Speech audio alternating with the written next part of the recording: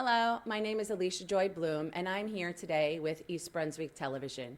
We are here with Paula Rovinsky, a holistic nurse, who will be giving a health-related seminar today at the East Brunswick Library.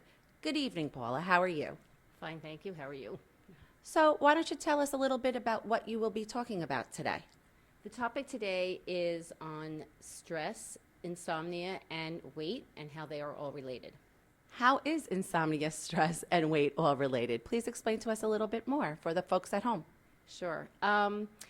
They all have to do with hormones and hormone balances and imbalances, and how one really affects the other. So if your diet's wrong, it can affect how you feel about yourself and your stress. If you're stressed, you may be eating, and if you eat too late, that affects your sleep. And if you don't sleep, it also affects your weight. So they're all related.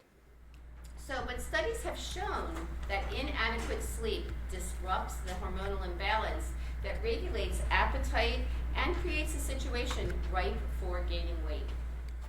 And how does stress all come into play with all of this?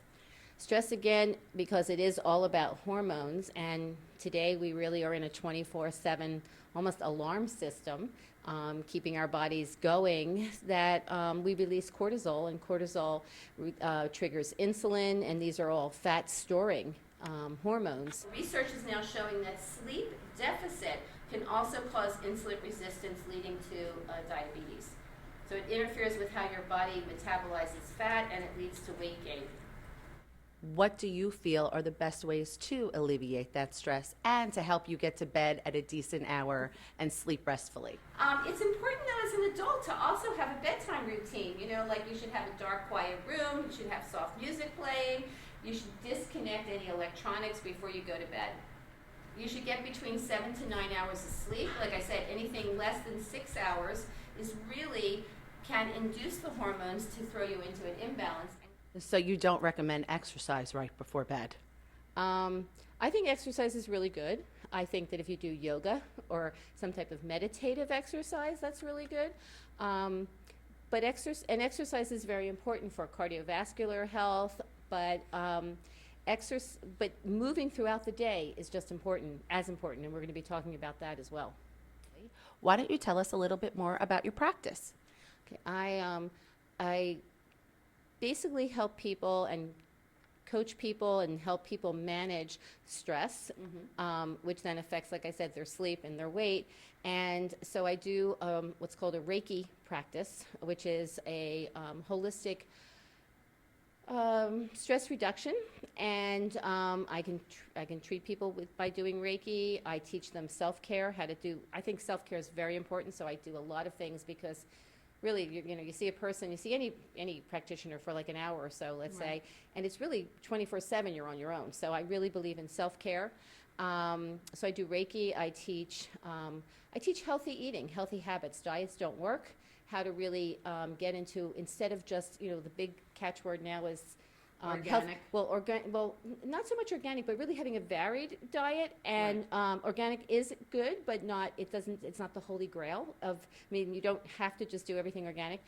Mediterranean? Mediterranean is, and that was just in the paper Yes, it was. this weekend, is very important. So that's a variety of really fruits and vegetables, whole grains. But people talk about having a healthy lifestyle, and I think you have to have a healing lifestyle. And so that includes really what you eat, how you move, and also a spiritual connection, not a dogma, not religion, but something where you're doing yoga or meditation or deep breathing or go hug a tree, something that makes you feel good. Something that brings inner peace to you within. Exactly. So not only do you have to nourish your mind and body and soul, you have to make sure that you take care of it, nourish it and relax it and take care of it as well. I couldn't have said it better. Can you just explain to us really quickly a little bit more about what Reiki is? Because I'm sure the folks back home aren't exactly sure. I mean, we hear the word Reiki, but all of us are a little confused by it. Okay.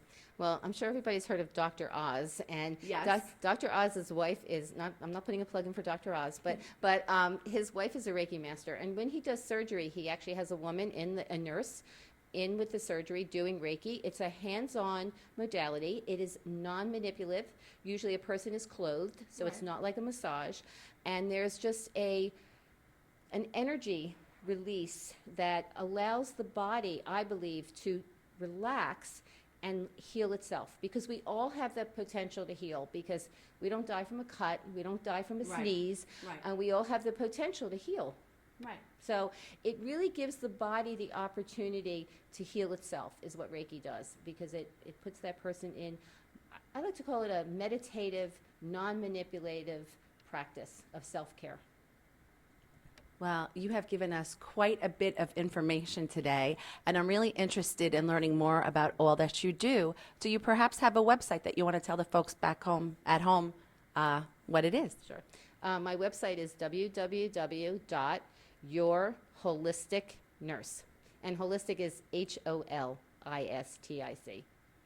Well, Paula, thank you so much for taking your time today with us before your presentation, and I'm really looking forward to hearing it too. Thank you so much. I am Alicia Joy Bloom with East Brunswick TV. Thank you for watching.